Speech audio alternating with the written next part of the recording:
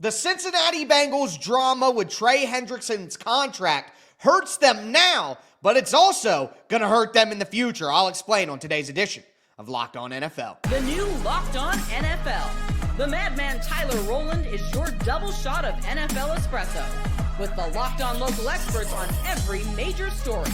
Get ready, Rowland is revving up. The new Locked On NFL starts now. Locked On Podcast Network. Your team every day.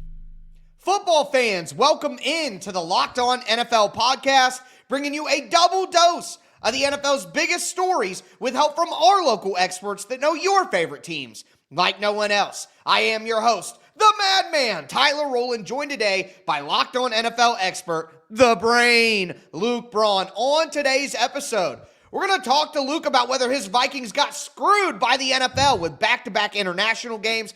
We'll talk about the best trade fits for Trey Hendrickson, and a lot of them are going to be in the NFC. But we'll start with just the news of the day, the Cincinnati Bengals and Trey Hendrickson coming into the facility and voicing his frustrations. Before we get into all of that, do want to thank you for making Locked On NFL your first listen and for being an everydayer here with us at the Locked On Podcast Network, where it's your team every day. Today's episode is brought to you by FanDuel. Right now, new customers can get $200 in bonus bets when your first $5 bet wins.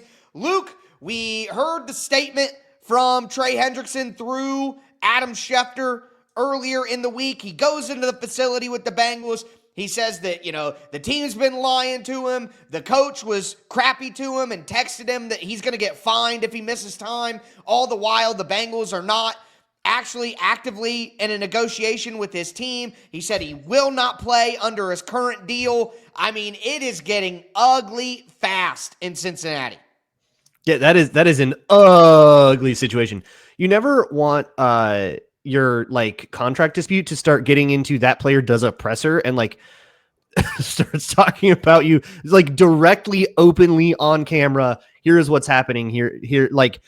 You've lost control of that narrative. I do think some of these contract things get uglier than we get to know about sometimes. Yeah. And it just doesn't all come to light. But if it's coming to light, if that's what he's saying publicly, how are things going privately? And I've been all over this about Mike Brown and the Bengals ownership and, the pocketbook for this whole offseason and beyond on Locked On NFL. Pay your dudes. You have a football team, man. Why are the Bengals the cheapest? They get to be the cheapest team in the league. They did get it done finally with Jamar Chase and T. Higgins. And what, you're done? Did you see the state of that defense? Their number one edge rusher, if Trey Hendrickson leaves, is Shamar Stewart, who, by the way, also in a contract dispute as a rookie. What are we doing? 100%, dude. That's the thing. It's not just this. It took so long to get the wide receiver contracts done with the two wide receivers. When you get those contracts done, you don't even take advantage of the salary cap opportunity that you could have with those, and you just pay out as much as you can right now. Then you think about how that defense hasn't evolved, and they aren't going to have enough left to fix the defense. The one good thing you have on defense, now you're playing in his face. And like you said, they're in a contract dispute with all their rookies because they're trying to lowball. And the thing, they're literally, you cannot negotiate the price. You can negotiate when things pay out. All cash up front. Yes, it's literally all just, when am I going to give you cash? And the Bengals refuse to play ball with even the simplest things with their rookies. So you need help badly on defense. You aren't going to pay Trey Hendrickson, or don't act like you want to. You draft maybe the least pro-ready first-round talent in the draft. Shamar Stewart needs a ton of development. That's on top of all of the other defensive players that you haven't developed in the draft, like DJ Turner and Dax Hill and Miles Murphy. And it's just Joe Burrow has papered over so much of the warts of this franchise, and it's clear that he can't do it anymore. It's just not enough. And for them to play around, and it's funny because the guys from Locked On Bengals are like, this is just the same thing over and over again. We've seen it before. They didn't pay T and Jamar early or Trey early. They could have started a negotiation with Trey Hendrickson late last summer, a year after he had agreed to the previous extension. But instead they said, we'll get it done next year. And so there's this element of, we'll take care of you later. there's this element of now things cost more because they waited, and it costs more for their receivers. And so they have less money than they otherwise could have had if they had gotten those receiver deals done proactively. Oh, wait, and you're sick of me saying this, I'm sure, if you're listening, the Eagles would have gotten those deals done as soon as they possibly could. And the Eagles aren't the only team in the NFL that would have gotten those deals done aggressively. Another part here that is an ongoing trend is this lack of communication that we've heard multiple Bengals players or ex-Bengals players discuss when it comes to contract negotiations with the team, to the point where it's fair to suspect that this is a tactic from the team, that they go silent at points when negotiations get hard as part of a negotiating tactic. Is that something that they're doing intentionally, or is it that they simply can't multitask? Because those seem to be the two possibilities to me. Either they're so busy with figuring out Shamar Stewart and Demetrius Knight and the stadium lease, and they were so busy getting all the undrafted free agents done and the other rookie contracts ironed out that they haven't been able to get back to Trey Hendrickson yet, or they are doing this on purpose. Let's just look at the other option that he brought up there, that they literally are just too busy. We talk so much about the Bengals and cash flow when it comes to paying players and contracts and all of that. Like, that's when the conversation, but we forget about the other part of the cash flow with, the Bengals were known for a long time. They didn't have a real scouting department. They don't invest money in the team. They don't have the facilities. They didn't have an outdoor practice or indoor practice facility for a long time. And now they have like an inflatable bubble type thing. Like, the cash flow problems with the Bengals go far past the players and the contracts. It's the organizational structure and the production that maybe they are too busy because they don't have enough people, because they don't spend enough money on building out their infrastructure behind the scenes, stuff fans will never ever see, but stuff that matters. It super matters. All that stuff is cheapo, but I still do think that the Shamar Stewart thing is the smoking gun to me, because the issue there is roster bonus. And what roster bonus means is cash up front, because that roster bonus cash, I think, does need to be put away somewhere, because they've given cash up front to Jamar Chase and T. Higgins. This is a team that has been notoriously cash poor, right? And now that's going to be under extra stress because they just signed 2 large deals, so they can't even get their rookies done, and they can't get Trey Hendrickson paid. I do think Trey Hendrickson is gone. Like, I think that if they're struggling to get their rookies done, and I know the Bengals are a team that like kind of often doesn't get it done till June or July, which is fine. Like some teams just don't get around to it because they're focusing on other things, which is whatever, right? Like, when's the last time we had a true rookie dispute? What, Roquan Smith, like 5 years ago? So, or God, that would have been like 7 years ago now. Longer than that. Yeah. Oh God. But jump scare. But like, that's the issue here. And until the Bengals get sold, this will plague them and haunt them. The Bengals need to be sold to somebody who is serious about winning before they lose their Joe Burrow Super Bowl window. And you could argue that now that everybody's expensive, they already have. But that's maybe I won't get there. I won't go there this time. That'll be nice. I'm on the same page with you. At the end of the day, like, the Joe Burrow window is great, but now that you've paid people, the only way to maximize that is to just really dominate in the draft. And I just have no faith. And here's what I'll say too. This type of stuff, it's so public. The Shamar Stewart thing, the Trey Hendrickson thing, the Jamar Chase, the T. Higgins thing, it's so public and it's so much that a generation of players that are in college right now or in high school right now are going to look at the Bengals and be like, I never want to go there. And look, if you're drafted there, you don't have a choice. You're drafted there. Yeah, but it's like a college program, where you've got to like compete. Why would any value free agent want to go there and be like, well, even if I play well, the Bengals are never going to give me what I deserve. So why would I go there if I'm not getting what I deserve from the team I was drafted by? Hey, look, if you're an undrafted edge rusher, edge rusher, hey, Trey Hendrickson and Shamar Stewart are going to hold out all camp. You're going to get a lot of reps. I don't know. There's an argument. Yeah, there are small things like undrafted free agent opportunities, value quality, cheap veteran opportunities, like win now mercenary veteran opportunities, stuff like that. Good value young free agents looking for a second wind. They're going to miss out on so many of those opportunities in the next 5 years because people see this and they just don't want to deal with the Bengals. But who's going to make a deal with the Bengals for Trey Hendrickson? We'll talk best fits. Before we do want to let you know that today's episode is brought to you by FanDuel Sportsbook. The NBA playoffs are in full swing. At this point, go Knicks, baby. And every night delivers highlight-worthy performances, major momentum shifts, and can't-miss moments. Whether it's a game-winning shot or a breakout player, there's never been a better time to get in on the action. FanDuel makes it easy to stay in the game before tip-off and live with player props, performance trends, same-game parlays. Fans have more ways than ever to play smart and win big. I love how you can combine a bunch of different live prop bets mid-game to give you a great same-game parlay. And if you're new to FanDuel, it's the perfect time to sign up because you can head to FanDuel.com and place your first $5 bet. And if it wins, you'll get $200 in bonus bets. Make every moment more with FanDuel, official sports betting partner of the NBA. All right, Luke, let's continue today's edition of Locked On NFL. We talked about the Bengals angle of this Trey Hendrickson debacle that's going on, but I agree with you, Luke. We talk about what happened, but if you ask the question, what should happen next, what comes after, I have continued to say throughout the offseason, I think the Bengals should trade Trey Hendrickson. I know that he's a good player. I know that he's worth the money, but in the Bengals situation, they need to maximize the draft, and they're not good enough in the NFL draft to just bet on, hey, we're going to hit picks. They need quantity. The Bengals need 10 or 11 draft picks in every draft while they're paying these big contracts, because it's not just about, hitting. It's about getting opportunities to get a hit, and the more opportunities you have, the more opportunities you're going to have to maybe hit on some guys, even if you're just lucky and you don't develop them, which they haven't shown that they're good at doing in the past few years. So if I'm the Bengals, I know that it seems like it's counterproductive to what you're trying to do, but I would trade Trey Hendrickson, get a couple of mid-round draft picks back, and use that to get some extra top 100 selections next year to help me get more bites at the apple.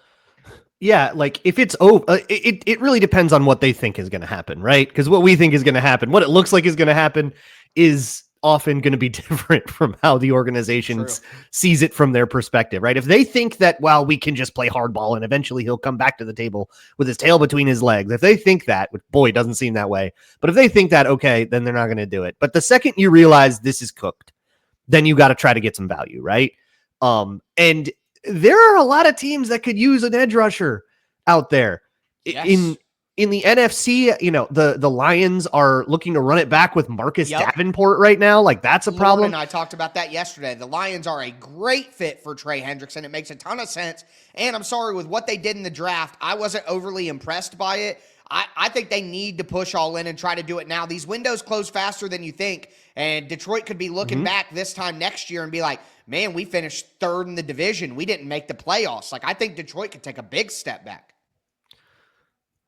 I would love to see it. I'm not going to put my money on it until I see it. But what about, isn't this kind of a Howie move? A name right? Yes. Go take advantage of a situation. And by the way, they are currently relying on like Nolan Smith. Like, they're on the edge. They are no Brandon Graham, no Josh Sweat, both gone. Yep, they've lost some numbers there. And of course, Milton Williams. I know that's an interior rusher, but at the end of the day, pass rush is pass rush. And when you've lost all of those guys, and Luke, you lose those guys, you're getting compensatory picks. So maybe if you pay Trey Hendrickson, you can stack even more with cheaper guys because you have enough. Like, there might be a way to do it. And if there is, Howie will find a way. And the draft competition is going to suck because you got to pay this guy, right? So you have to trade for him and pay him. Nobody's going to pay. Bengals fans don't think you're getting multiple first-round picks. You said top 100. I don't even think so. I don't even think they get a first. I think they get a second and a third at maximum. No. I think this is day 3. Oh my God, how did you get a day 3 pick for Trey Hendrickson? Because you got to pay him, and because everybody knows that this situation is borked, and there's no negotiating leverage. Hey, I'll give you a 5th-round pick. If you tell me no, you're stuck with this to complete albatross. Like, that's how these situations go. And because you have to pay him as well, that's going to deflate the value way more than people think he should be worth. So, yeah, you could absolutely let someone like Milton Williams go, get your 3rd-round compensatory pick, and then spend a 5th-round pick on Trey Hendrickson to make up for it and make your profit that way. Teams like the Ravens and Eagles do that all the time. Yeah, you could do that. The only hang up I have here, Luke, is This is the Bengals. They are the least likely team in NFL history to make a trade. And they also are one of the pettiest, like, emotion-based franchises where, like, remember the Carson Palmer thing? I just think they will refuse to do. They will let Trey Hendrickson sit out and do nothing because they're just petty like that and don't care before they give him up for a 5th-round pick. I just don't think that they would do that. But if they would, because of the contract, I absolutely do think the Eagles would jump all over it. Now, I thought that the Chicago Bears would make some sense as a team with Bears, Packers, Lions, all the NFC North teams I don't want this to happen with. Yeah. Right. But Lauren Cox does not think that it's a very good fit. Locked On Bears. Chicago Bears defensive coordinator Dennis Allen drafted Trey Hendrickson in the 3rd round of the 2017 NFL draft with the New Orleans Saints and helped develop him into a 13.5 sack guy that ended up bringing him to the Cincinnati Bengals. So there's plenty of reasons on paper as to why this makes sense and why Bears fans are excited about it and why plenty of people outside of Chicago connect the dots for the Bears to Trey Hendrickson. I just don't think it's a realistic move right now for Chicago or the best use of the Bears' assets and resources here. Like, first and foremost, as of today, the Chicago Bears cannot trade for Trey Hendrickson. Trey Hendrickson's current contract as a member of the Cincinnati Bengals is costing more than what the Bears have in salary cap space. Hendrickson's cap hit this season is just over $18 million, 18.66. Chicago Bears have about $6 or $7 million in salary cap space, depending on how you move things around. So not even talking about the contract extension that Trey Hendrickson wants, which is going to make him cost even more. But the current deal that he's upset about is already still more than the Bears can afford right now. Now, that does complicate things a little bit, but at the end of the day, I think if you're trading for Trey Hendrickson, it's because you got an extension done. And if you get an extension done, like good teams do, not the Bengals, but like good teams do. Like serious organizations, yeah. Right. All you have to do is make sure that you have low salary in year one, do the bonus prorated out throughout the amount of years of the contract. You can really get a low salary cap hit in year one when you do these new deals. It's something that all these franchises do very, very well. Again, Bengals didn't do that with T. Higgins, didn't do that with Jamar Chase, which is a head scratcher at the end of the day because that ruins their cash flow issues and all the things that we're talking about that are hurting them right now. But do you think Lauren's wrong here? Do you think the Bears should go make this move? I would love to see the Bears get a little more serious about their pass rush. However, their defense has never been the issue. I trust Lauren's read on the Bears. He's really tapped into where the Bears are in a way that a lot of people kind of can't be, where they'll see the Bears going a totally different direction in the offseason, and Lauren always kind of nails it. So I'll defer to him. I have one more idea that you gave me in the middle of this segment, though, that I didn't have before. The Raiders. You're talking about the Carson Palmer trade. Look, Tyree Wilson is a disaster. He's not getting it done. Put somebody next to Max Crosby. They've got 36 million cap space right now. They have 110 million cap space next year. Like, they have like no salary problems at all. Right. Get a premier duo of edge rushers and have something fun to build around. I love that. I had not thought about that at all. And that makes so much sense too. Because think about back in Seattle, Pete Carroll, that defense, they always had a really good front four of rushers. And they like the two big, strong defensive ends as well. That's like what they always wanted, those big, physical, long. Let's think about like Cliff Averill and stuff like that. You know what I mean? So I love that. I think that would make a ton of sense. I could take, and he's a guy everybody likes, so the Bengals won't be petty with him. Well, I sure hope so. The Bengals being petty is kind of just a default setting, in my opinion. But I always mention you can't be petty with Pete Carroll. Everybody loves that guy. Yeah, exactly. You would think that he would find a way to get him out of it, maybe to get it done. How can you look at Al Davis and be too angry? I don't know. It's the haircut, something about it. Tom Brady would get in there. Maybe he's got some, snake oil. He can, trick him out of something, some way. But again, I do always bring up the Commanders. They've already shown that they're going all in right now with the Debo trade, with the Laramie Tunsil trade. Sure. They don't have a premier edge rusher as well, so I think that would make a ton of sense. Dan Quinn is the head coach. He runs a 4-3, so he likes those big, heavy defensive ends as well. So anyway, just some options to consider in there. I like the Chargers too. Get somebody next to an aging Khalil Mack.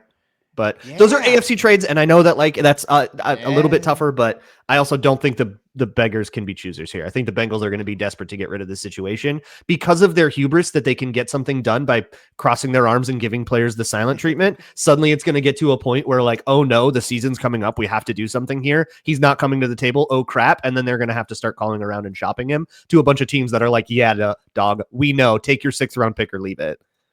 Man, I can't wait to watch it all play out because the Bengals historically, they will cut off their nose to spite their face. But with that being said, we got to talk about the NFL. Screwing the of teams that Minnesota cut off their nose to Vikings. spite their face.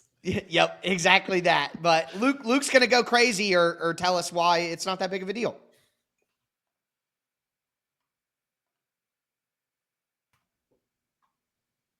All right, Luke, let's cap off today's edition of Locked On NFL. Talk Cincinnati Bengals, disaster mode, talk best fits if Hendrickson is traded. Now we got to talk about one little piece of schedule news that I had to ask you why I had you on here, because this is a historic piece of NFL news. This isn't just home cooking. This is a big thing. So the Minnesota Vikings will play 2 international games back to back in the 2025 season. Week 4 in Dublin.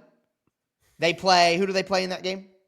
That would be the Steelers, and then they go to Tottenham to play the Browns. The Browns, Tottenham in London. So going from Dublin to London, back-to-back weeks for the Vikings. Never happened in the NFL before to have 2 back-to-back international games. Some folks, and I saw one specific account online that was just like blasting it, but like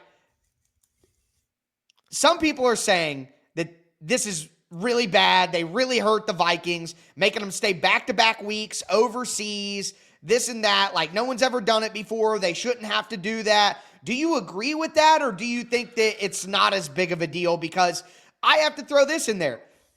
Minneapolis is further away from Chicago than London is from Dublin. So, like, realistically, further away from Green Bay than Chicago is from Dublin. It's actually helping them in miles traveled. So where do you kind of fall on that issue? Yeah, so I think there's a bunch of stuff that people are going insane about. For one, the Vikings are absolutely a willing participant here. Okay, they didn't just get stuck with this by the NFL. They love fans in Europe. They want the Wilfs in particular have wanted to build the international fan base for a while. Their experience of going to London the last couple times has been super, super positive. They haven't lost internationally yet in their history once ever, including games against the Steelers and Browns. So that's kind of fun, but more so it's a business side thing. The Vikings as a business love going internationally. So I am going to guess they were going me, please pick me. Part of the back-to-back, which did happen last year. The Jaguars played 2 back-to-back in London, but what's never happened before is back-to-back and going from country to country. So having an international travel game like everything else, going to Dublin, playing a game like that, times change, sleep schedule, all that, and then having essentially a normal road trip from that context is what hasn't happened. But when the Jaguars did London twice in a row, that second game, they had an advantage. They were adjusted. Yes. They had been there for 10 days. It was, it was a little easier.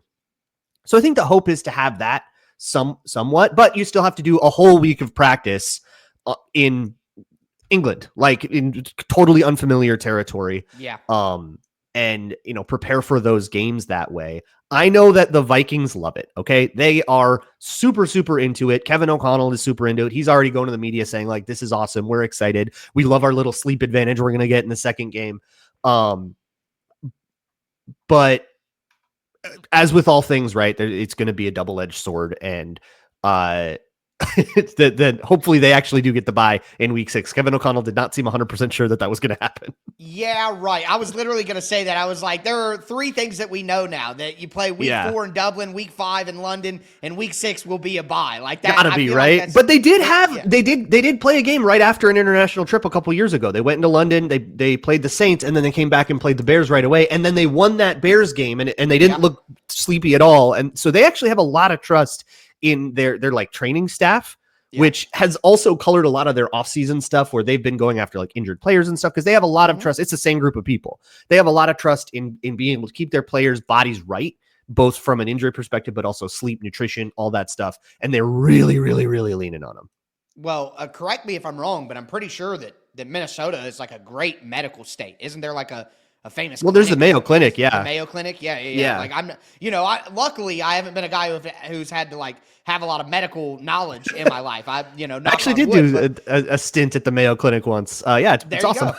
Yeah, so it makes sense that Minnesota has, a good, health and recovery program there. I just want to say that I remember a couple of years ago where the NFL made it a choice where you could go play internationally and you didn't have to take your bye after if you didn't want to. Like they used to make it mandatory and now it was a choice. But 2 back-to-back international games, that makes you... It's a lot. I wonder if they would, not allow A very important detail is that both of these would have been road games anyways. So this would have been going into Heinz Field, terrible This is towels. actually This would have been better going for into the the Vikings. dog pound. Both Yeah. of those would have been road games. The Vikings are not seeding any home games. They get all 8 Right. of their home games still.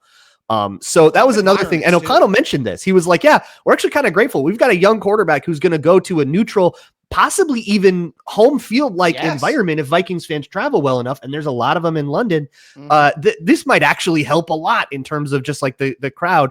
Or at the very least, it's not Heinz Field. Like that is a very difficult environment to play. Yes. And, international has its own challenges, but at least the crowd is not going to be nearly as hostile.